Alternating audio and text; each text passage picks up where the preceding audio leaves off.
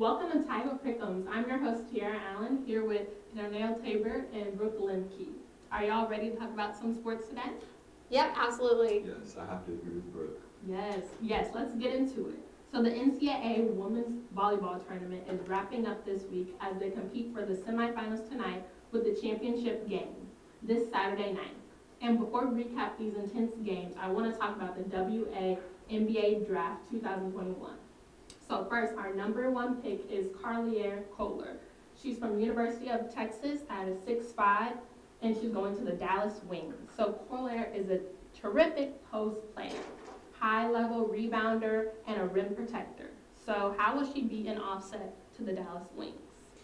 I think what it really comes down to is the ability for her to make good shots where she needs to. And if you're looking at her points, she's putting up massive points, like 19 points and 11.3 rebounds per game. So she's going to be pretty good.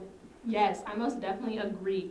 She has helped her team win big honors in defense and offense with the Big 12. So what do you think her asset will be as well? Her asset, well, as you mentioned, she's really good at stretching the floor. She's a great rim protector. I think she'll really be used in the pick and pop game, just really stretching the floor and just spacing out, and I think she'll be really good. That's what I think about her. So Awesome. And in the Sweet 16 win over the number 2 Maryland, she led the way with 16 points and 11 rebounds. The rebounding skills we saw on Kohler were phenomenal. Her shooting range is greatly improved with her 3 years at Texas, so we'll see how she'll perform for the Dallas Wings. So the number 2 pick, Awakwer, is at the Dallas, at the Dallas Wings, and she's international from Finland. So what will be her disadvantage not being from the U.S.? Well, I think for one, she's very young. She's 19 years old. We got this new player coming in. She'll have a lot of older teammates.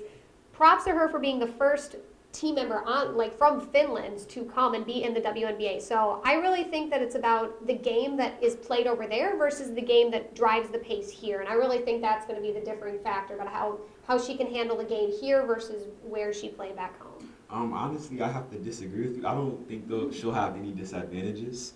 Considering the fact that a lot of WNBA players, when the WNBA is not in season, they go play overseas. So it's a very similar brand of basketball. She's also only 19 and a professional basketball player. A lot of her peers are like 21, 22, 23 even.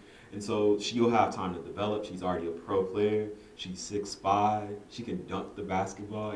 I don't want to say it, but I think she can be like a generational talent. She could be the GOAT. Okay, that was a little extreme. Very extreme. But I really like her as a player. So. Yes, as you said, she's making her the first woman from Finland to be drafted into the league at 19. Such raw, so much potential. So we'll see how she does in the Dallas Wings. So coming in at number 3, we have Ari Mcdonald from the University of Arizona to the Atlanta Dream. She has speed, she's fearless, defensive skills are at her all-time high. So how will her experience at Arizona be beneficial to her? Definitely on defense. You got a player who can play really good defense, but she's also put up some amazing shots, 20.6 points per game. That's pretty impressive. So I overall think that defense and also just working that ball is going to be to her advantage. Yeah, I have to agree with you, but Ari Mcdonald, she's an absolute dog. She's gonna fight. She's gonna play her heart out. A lot of people compare her to a player, Cappy Pondexter, who has that similar style, very quick, shifty, just like tough, hard-nosed guards. And I think she'll be similar to that. I think she can bring a lot of fight to the Dream. So. Yes, most definitely. And we can't forget Ariana McDonald's historic run in the past year at the NCAA tournament as she led the championship game versus Stanford. So the senior guard is outstanding, improved, and a capable shooter. So next we have number 4, Kaiser Godric, point guard, heading to the Indiana Fever. So she's a solid scorer and she has uncanny consistency. So will she be able to handle professional basketball, as some were shocked that she actually made it to the first round? She's a really good three-point shooter. She's got really good defense. She's got really good shots from that outside rim. She's shooting 64 three-pointers in a season. That's pretty high numbers, but overall, that I can understand why people would have that hesitancy, because overall, as a well-rounded player, I don't see it there. How about you? With me, I think she could be really good, and like just how you mentioned, people are having concerns about her being a more traditional point guard. And I hope this doesn't happen to her, but I can see like down the road, she could be like an off the bench type of player, like a 6-man type of guy, like a Lou Will or Jamal Crawford even. So it's not a bad spot, but she's kind of high up here in the draft. So maybe, I don't know, or maybe she'll be like a Steph Curry. They had concerns about him coming out. Could he be a traditional guard? So I don't think she's going to change the game, but she's a great shooter. So I think she'll do well in WNBA. It's just what will she be? Yes. So we'll see how she performs at the Indiana Fever. So we have our number 5 pick, Chelsea Dungeon, heading to the Dallas Wings from University of Arkansas. So she's a relentless pursuer of points. Dungeon is unafraid to miss a shot or contact. Her specialty is free throws. So will the number 1 and number 2 player from the Dallas Wings be able to make her name known amongst the other players in the draft? What you thinking about that? So what I think about that, so I'm glad that she doesn't have to be necessarily a facilitator for them. I think she can do what she does, just score when they need a bucket, just go get a bucket. So I think she'll do fine. I think she'll obviously be like a third fiddle, fourth fiddle, maybe come off the bench, but I think she'll be fine. She'll just grow into her role. Yeah, like you just said, like growing into the role, that's what it's really all about. I just don't know if I see her as the playmaker when you got these other big, strong power players, and I don't know if necessarily she'll be able to come off the bench like starting out, but it's all about that shooting consistency, and if you got that, you got to use it. Right, most definitely. Collier and Kohler are the number 1 and number 2 players, all from Dallas Wings, so she definitely will have some competition right there.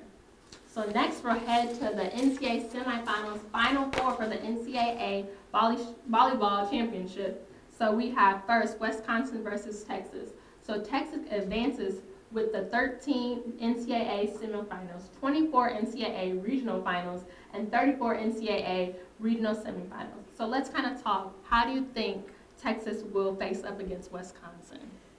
Honestly, when you look at Texas, you got a team that has a really good powerhouse outside hitter in Logan Eggleston. But the thing about her is when you got Dana Retke on the Wisconsin Badgers, she's 6'8", middle blocker, one of the top blockers in the country.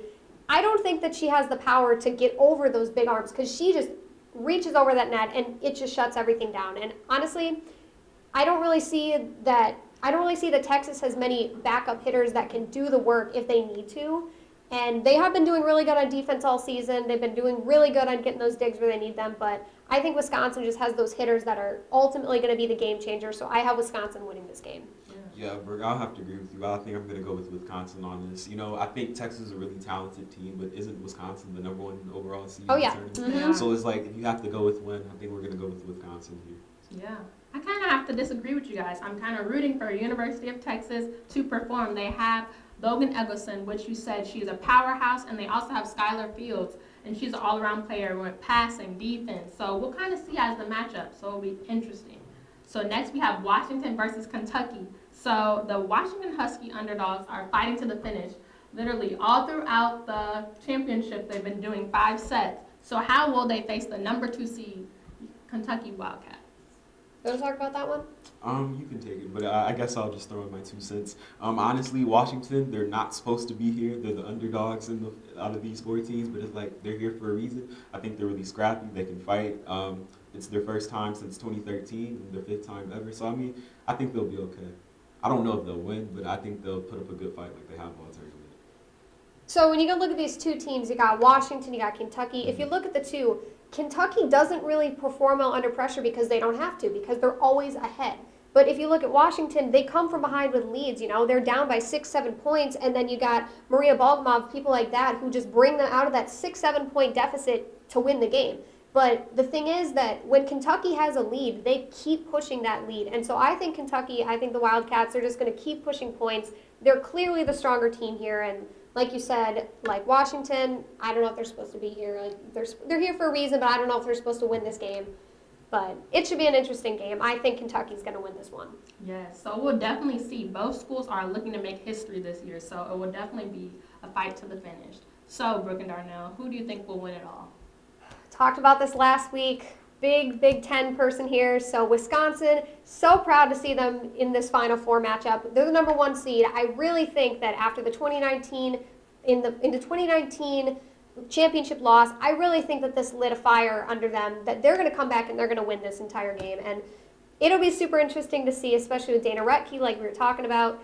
Big blocks at the net up there. And so I think she's going to be the game changer. But especially for these seniors, having it be an all-senior team who competed together for 4 years, I think that the chemistry that they bring to the court is just unmatchable.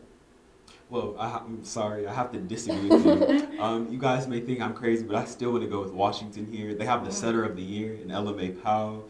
They have a Maria, sorry if I butcher her last name, but Bogomolov. So she's the only international player on the roster, and she's actually helped them come from 6 behind. So like you mentioned with Kentucky, with all their firepower, I think they can get to the title game. And I think they can beat Texas or Wisconsin. You know, they'll have to have a perfect day. And I think a perfect day can happen, but will it? I don't know, but I think it will. Yes. All right, guys. Thank you so much for watching. Ooh, let me do that again. I also cut that in post. Oh, okay. Thank you much. Oh my gosh, why can I not talk? Okay. Thank you guys for watching Tiger Pick Ems. I'm your host here, Alan, here with Brooke Lemke and Damon Taper.